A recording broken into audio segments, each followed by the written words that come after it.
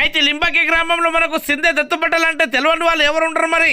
ఎందుకంటే పేద మధ్యతరగతి బడుగు బలైన వర్గాలకు చెందిన ప్రజలకందరికీ ఎప్పటికెప్పుడు అందుబాటులో ఉండి వారి కష్ట సుఖాల్లో పాలు పంచుకొని వాళ్ళందరి యొక్క అభిమానాన్ని పొంది ముందుకెళ్తున్నటువంటి నాయకుడు. ఇక వాళ్ళ లింబాకి గ్రామం నుంచి వాళ్ళ అక్క అయినటువంటి సిందే గజలక్ష్మి గారిని సర్పంచ్ అభ్యర్థిగా ఫుట్బాల్ గుర్తుతో ముందుకు తీసుకెళ్తున్నాడన్నమాట. ఇక వాళ్ళ అక్క అయినటువంటి సిందే గజలక్ష్మి గారు కూడా ఆ గ్రామంలో ఏ మంచికైనా ఏ చెడుకైనా అందరికీ అందుబాటులో ఉండి వారి యొక్క కష్ట సుఖాల్లో పాలు పంచుకుంటుంది.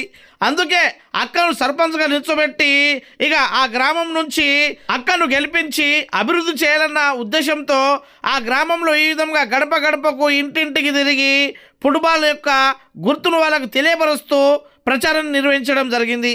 ఇక అక్కడ ఉన్నటువంటి ప్రజలు కూడా మన సిందే దత్తుపట్టల్ గారికి బ్రహ్మరథం పట్టిల్లో ఖచ్చితంగా సిందే గజలక్ష్మి గారికి మేము ఓటేసి భారీ మెజార్టీతో గెలిపించుకొని మన గ్రామాన్ని అభివృద్ధి చేసుకుంటామని అక్కడ తెలపడం జరిగింది. ఇక దత్తుపట్టల్ గారు కూడా మాట్లాడుతూ పేద మధ్యతరగతి బడుగు బలైన వర్గాలకు చెందిన ప్రజలకందరికీ ప్రభుత్వం నుంచి వచ్చే అన్ని స్కీమ్లను అందిస్తాను, కేంద్ర రాష్ట్ర ప్రభుత్వాల నుంచి వచ్చే అన్ని నిధులను గ్రామానికి తీసుకువచ్చి ఈ గ్రామాన్ని ఉత్తమ గ్రామ పంచాయతీగా తీర్చిదిద్దుతామని అక్కడ తెలపడం జరిగింది. ఇక ప్రజలు కూడా ఖచ్చితంగా ఫుట్బాల్ గుర్తు మీద ఓటేసి గెలిపిస్తామని తెలపడం జరిగింది.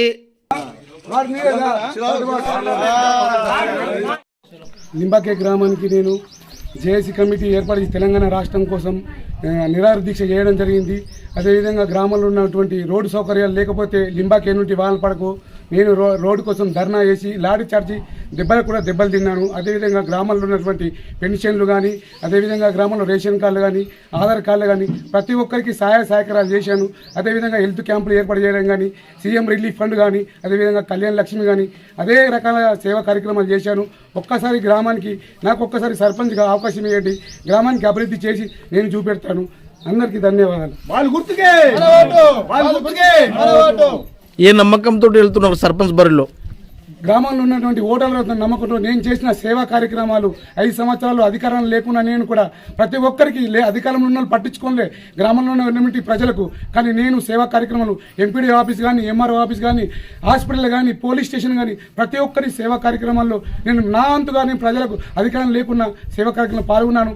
ఆ అధికారంతో ధీమాతో ప్రజల నమ్మకంతో గ్రామ సర్పంచ్గా నేను పోటీ చేస్తున్నాను. నాకు ఒక్కసారి అవకాశం ఏంటి, గ్రామాన్ని అభివృద్ధి చేసి చూపెడతాను. రేపటి రోజు మీరు గెలిస్తే ఒక యువత కోసం గ్రామంలో ఏం చేస్తారు? గ్రామానికి అవసరమైన ఉపాధి కల్పన స్కీమ్ ద్వారా మన గ్రామానికి ఉన్నటువంటి ఏమన్నా ఉన్నాయటువంటి వాటికి సౌకర్యాలు కల్పించి ఉపాధి సౌకర్యాలు కల్పిస్తాను. వ్యవసాయానికి నూతనమైనటువంటి వంగడాలకు వ్యవసాయ రంగానికి కల్పించి వాళ్ళకు కూడా ఉత్పత్తి చేయడం జరుగుతుంది. మీ గ్రామంలో చాలా మంది మహిళలకు ఇప్పుడు పెన్షన్లు లేవని అంటున్నారు, వాళ్ళకి ఏ విధంగా ఆదుకుంటారు? గ్రామంలో ఉన్నటువంటి పెన్షన్లు ఉన్నటువంటి బీడీ కార్మికులకు ప్రతి ఒక్కరికి నేను ఇప్పుడు సైట్ బంద్ అయింది, సైట్ ఓపెన్ అయిన తర్వాత ప్రతి ఒక్కరికి నిరుపేద కుటుంబానికి ఉపాధి కల్పన కోసం ఉపాధిగా బీడీ కార్మికులకు పెన్షన్ పెట్టడం అనేది నేను చేస్తాను. మీ గ్రామంలో ఇంతకు ముందు ఏమన్నా రేషన్ కార్డులు ఇప్పించిందా?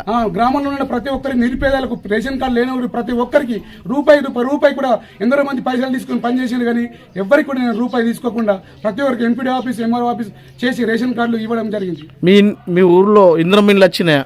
ఇంద్రమిల్లు కూడా వచ్చినాయి. ఇంద్రమిల్లు కూడా మేము మా ఎమ్మెల్యే ద్వారా రామారావు పటేల్ ఎమ్మెల్యే ద్వారా మా ఎంపీ ఫండ్ ద్వారా కానీ ఎమ్మెల్యే ఫండ్ ద్వారా కానీ మేము ఇంద్రమిల్లు పెట్టడం అని జరిగింది. మీరు గెలిస్తే గ్రామాన్ని ఏ విధంగా డెవలప్ చేస్తారు? గ్రామంలో ఉన్న అన్ని రంగాల్లో వైద్య విద్య రక్షణ అన్ని రంగాల్లో నేను నా వంతుగా సహాయ సహకారాలు చేస్తానని నేను హామీ ఇస్తున్నాను. మా మొదలు ఎమ్మెల్యే ఉన్నటువంటి రామారావు పటేల్ గారి గౌరవనీయులు రామారావు పటేల్ గారి సహాయ సహకారంతో మా గ్రామానికి అన్ని రకాలుగా కేంద్ర రాష్ట్ర ప్రభుత్వాల సహాయ సహకారంతో మా ఎంపీ ఉన్నటువంటి నాగేష్ సార్తో సహాయ సహకారంతో గ్రామానికి అన్ని రకాలుగా సహాయ సహకారాలతో గ్రామాన్ని అభివృద్ధి చేస్తానని నేను హామీ ఇస్తున్నాను. మా బీజేపీ పార్టీ ఉన్నటువంటి ఎమ్మెల్యే రామారావు పటేల్ గారు అదేవిధంగా ఎంపీ నాగేష్ సార్తో సహాయ సహకారాలతో గ్రామాన్ని అన్ని విధాలుగా కేంద్ర రాష్ట్ర ప్రభుత్వాల సహాయ సహకారంతో గ్రామంలో మౌలిక సౌకర్యాలు చేస్తానని నేను హామీ ఇస్తున్నాను.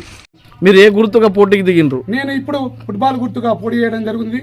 నా వంతుగా నాకు ఒక అవకాశం ఇస్తే గ్రామాన్ని అభివృద్ధి చేసి చూపెడతాను.